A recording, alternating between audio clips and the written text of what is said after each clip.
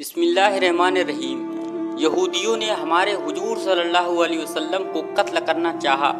امی اور دادا کی وفات کے بعد ہمارے حضور صلی اللہ علیہ وسلم بہت زیادہ پریشان رہتے تھے، دل غمگین رہتا، کسی سے بات نہ کرتے تھے۔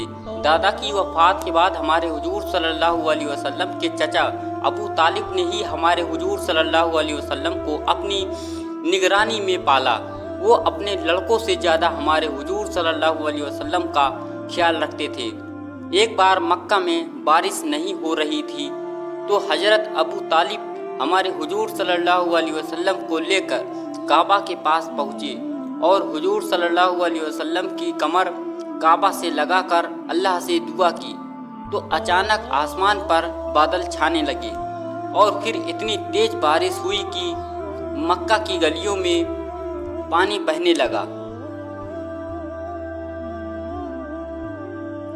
حضرت ابو طالب بہت زیادہ غریب تھے، گھر میں کھانے کو نہیں ہوتا تھا، اس لیے حضور صلی اللہ علیہ وسلم بچپن میں مکہ والوں کی بکریاں چرایا کرتے تھے تاکہ گھر میں روٹی کا انتظام ہو سکے۔ روایتوں میں آتا ہے کہ ایک دن حضور صلی اللہ علیہ وسلم بکریاں چرا کر واپس لوٹ رہے تھے۔ امی اور دادا کی وفات کا غم اتنا زیادہ تھا کہ چہرے پر اس کے آثار نظر آتے تھے۔ ہمارے حضور صلی اللہ علیہ وسلم پریشان بکریوں کو ہکاتے ہوئے گھر کی طرف بڑھ رہے تھے۔ پیروں میں چپل بھی نہیں تھی، صرف ایک تہبند باندھ رکھا تھا۔ تیز کڑی دھوپ تھی، گرمی کی وجہ سے چہرہ لال پڑ گیا تھا اور اسی حالت میں ہمارے حضور صلی اللہ علیہ وسلم بکریوں کو لے کر گھر پہنچے۔ ہمارے حضور صلی اللہ علیہ وسلم کو اکیلے ہونے کا بہت احساس رہتا تھا کہ نہ میری ماں ہے، نہ باپ ہے، نہ کوئی بھائی بہن ہے۔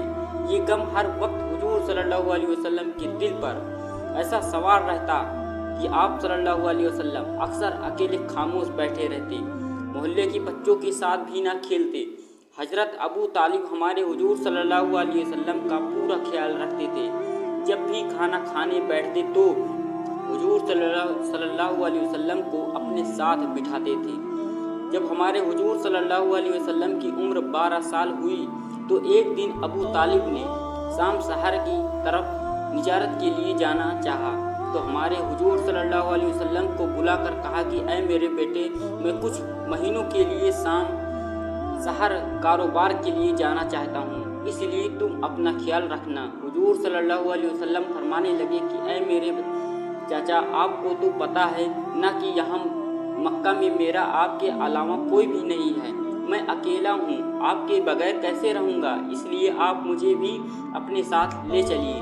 بھتیجے کی ضد کی اور شوق دیکھ کر حضرت ابو طالب نے کہا کہ ٹھیک ہے بیٹا، چلو تم بھی تیار ہو جاؤ، اور پھر ابو طالب حضور صلی اللہ علیہ وسلم کو لے کر شام شہر کی طرف چل دیے۔ اس قافلے میں 100 سے زیادہ آدمی تھے۔ یہ قافلہ چلتا چلتا جب شام شہر کے قریب پہنچا تو ان قافلے والوں کا گزر عیسائیوں کے ایک بہت بڑے عالم و جادوگر کے پاس سے ہوا جس کا نام بحیرہ تھا۔ اس بحیرہ جادوگر نے شام کی طرف جانے والے راستے ہی میں ایک طرف اپنا چھوٹا سا گھر بنا رکھا تھا اور اسی میں کچھ خادموں کے ساتھ رہتا تھا، کیونکہ اس نے پڑھ رہا تھا کہ ایک دن اسی راستے سے دنیا کا آخری نبی گزرے گا۔ اسی نبی کے انتظار میں بحیرہ جادوگر نے اسی راستے پر اپنا گھر بنایا اور روز صبح وہ چھت پر چڑھ کر مکہ کی طرف سے آنے والے قافلوں کو بہت غور سے دیکھتا۔ جس دن حضرت ابو طالب اس قافلے کے ساتھ ہمارے حضور صلی اللہ علیہ وسلم کو لے کر بحیرہ جادوگر کے گھر کے پاس گزرے تو اس جادوگر نے دور ہی سے اس قافلے کو دیکھ کر پہچان لیا کہ یہ وہی قافلہ ہے جس میں آخری نبی ہوگا، کیونکہ اس نے دیکھا کہ راستے کا ہر پیڑ و پتھر اس قافلے والوں کو سجدہ کر رہا ہے۔ اس لیے وہ سمجھ گیا کہ ضرور اسی قافلے میں وہ نبی ہے۔ وہ جادوگر جلدی سے چھت سے نیچے اترا اور اپنے خادموں کو بلا کر کہا کہ آج ان قافلے والوں کے لیے کھانا تیار کرو، میں ان کی دعوت کروں گا۔ اتنی دیر میں وہ قافلہ آ پہنچا جس میں ہمارے حضور صلی اللہ علیہ وسلم اپنے چچا ابو طالب کے ساتھ تھے۔ یہ قافلہ اس بحیرہ جادوگر کے घर के पास ही एक बड़े पेड़ के नीचे आकर बैठ गया। बुहेरा जादूगर अपने घर से निकला और इस काफिले वालों को आकर बहुत गौर से देखने लगा। फिर अचानक उसकी नज़र हमारे हुजूर सल्लल्लाहु अलैहि वसल्लम पर पड़ी। हमारे हुजूर सल्लल्लाहु अलैहि वसल्लम उस वक्त अपने चाचा अबू तालिब के पास खामोश बैठे थे। आप सल्लल्लाहु अलैहि वसल्लम देखते ही बुहेरा जादूगर पहचान गया और फिर उसने काफिले वालों से कहा कि आज दोपहर को तुम सबकी मेरे घर दावत है। ये सुनकर काफिले वालों को बहुत हैरानी हुई कि हम तो अक्सर इस राह से गुजरते रहते हैं, इस जादूगर ने आज तक हमसे कभी बात तक नहीं की, तो आज इसे क्या हो गया है कि ये हम सब की दावत कर रहा है। तो काफिले वालों में से एक आदमी ने पूछा कि ये जादूगर, आज तक तो आपने कभी हमारी दावत नहीं की, तो फिर आज क्यों हमारी दावत कर रहे हैं? तो उस जादूगर ने बात को टालते हुए कहा कि तुम हमारे मेहमान हो और मेहमान की इज्जत करना हमारा मजहब है, इसलिए हमने तुम सब की दावत की है। उस जादूगर ने किसी को कुछ भी ना बताया। दोपहर का वक्त हो चुका था, खाना तैयार था, काफिले वाले इधर उधर बिखर चुके थे। तो बुहेरा जादूगर ने अपने एक खादिम से कहा कि सारे काफिले वालों को जमा करो और उनके लिए खाना लगाओ। खादिम ने आवाज़ देकर सारे काफिले वालों को जमा किया। सब उसी बड़े पेड़ के नीचे आकर बैठ गए और सबके लिए खाना लगा दिया गया। बुहेरा जादूगर बराबर नजरें दौड़ाकर इधर उधर देख रहा था, लेकिन उसे हुजूर सल्लल्लाहु अलैहि वसल्लम नजर नहीं आ रहे थे। तो उसने काफ़ी देर बाद काफिले वालों से पूछा कि तुम में से कोई बच्चा तो नहीं है? तो लोगों ने जवाब दिया कि नहीं, हमारे सारे लोग मौजूद हैं, लेकिन हाँ, एक बच्चा है, वो यहाँ नहीं आया है। उस जादूगर ने पूछा कि वो बच्चा कहाँ है? लोगों ने बताया कि वो हमारे ऊँट चराने गया है। बुहेरा जादूगर ने कहा कि तुम्हारा बुरा हो, अरे मैंने उसी बच्चे की वजह से तुम सबकी दावत की है, जल्दी से जाओ और उस बच्चे को बुला कर लाओ। हजरत अबू तालिब ने एक आदमी को भेजा कि जाओ और मेरे भतीजे को बुला लाओ। जब हमारे हुजूर सल्लल्लाहु अलैहि वसल्लम काफिले की तरफ आ रहे थे, तो बुहेरा जादूगर दूर ही से हुजूर सल्लल्लाहु अलैहि वसल्लम को बहुत गौर से देख रहा था। उसने देखा कि एक बादल ने हमारे हुजूर सल्लल्लाहु अलैहि वसल्लम पर साया कर रहा था, जिसकी वजह से हमारे हुजूर सल्लल्लाहु अलैहि वसल्लम को बिल्कुल भी धूप नहीं लग रही है और हर तरफ तेज धूप फैली हुई है। हमारे हुजूर सल्लल्लाहु अलैहि वसल्लम चलते हुए उस पेड़ के पास पहुँचे तो देखा कि पेड़ के साए में कहीं भी जगह नहीं बची थी। सारे काफिले वाले पेड़ के साए में बैठे हुए थे।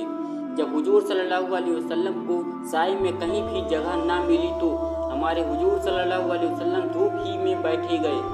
जैसे ही हमारे हुजूर सल्लल्लाहु अलैहि वसल्लम धूप में बैठ गए कि तभी अचानक पेड़ की कुछ टहनियाँ खुद ब खुद मुड़ने लगी और उनका साया धीरे धीरे हुजूर सल्लल्लाहु अलैहि वसल्लम की तरफ आने लगा। ये सब देखकर बुहेरा जादूगर बहुत हैरान हुआ और पूछने लगा कि इस बच्चे का मालिक कौन है? हजरत अबू तालिब ने कहा कि मैं हूँ। बुहेरा जादूगर ने पूछा कि तुम इसके कौन हो? हजरत अबू तालिब ने जवाब दिया कि मैं इसका बाप हूँ। जादूगर ने कहा कि तुम झूठ बोल रहे हो, मेरा इल्म कहता है इस बच्चे का बाप मर चुका है। ये सुनकर अबू तालिब ने कहा कि हाँ, तुम सच कह रहे हो, मैं इसका चचा हूँ। उसके बाप की वफ़ात की इसकी पैदाइश से पहले ही हो गई थी। फिर बुहेरा जादूगर ने हुजूर सल्लल्लाहु अलैहि वसल्लम को अपने पास बुलाया और आपकी पीठ से कपड़ा हटाकर देखा तो मोहरे नबूवत चमक रही थी। ये देख बुहेरा जादूगर की जुबान से एक आह निकली और उसने हुजूर सल्लल्लाहु अलैहि वसल्लम का हाथ पकड़ते हुए कहा कि ऐ लोगों, तुम्हें पता भी है कि ये बच्चा कौन है? मैंने अपनी सारी ज़िंदगी इसी बच्चे के इंतज़ार में गुजार दी, क्योंकि मैंने पढ़ रखा था कि एक दिन ये बच्चा इसी रास्ते से गुजरेगा। ऐ लोगों, ये बच्चा आने वाली नस्लों पर नबी है। इसके पास आसमान से फरिश्ते आएंगे और इसे आगे चलकर नबी बनाया जाएगा। ये सुनकर काफिले वाले बहुत हैरान हुए और पूछने लगे कि ये जादूगर, तुम कैसे मालूम हुआ ये बच्चा हमारे काफिले में है? बुहेरा जादूगर ने कहा कि जिस वक्त तुम आ रहे थे तो मैंने देखा कि रास्ते का हर पेड़ व पत्थर इस बच्चे को सजदा कर रहे हैं।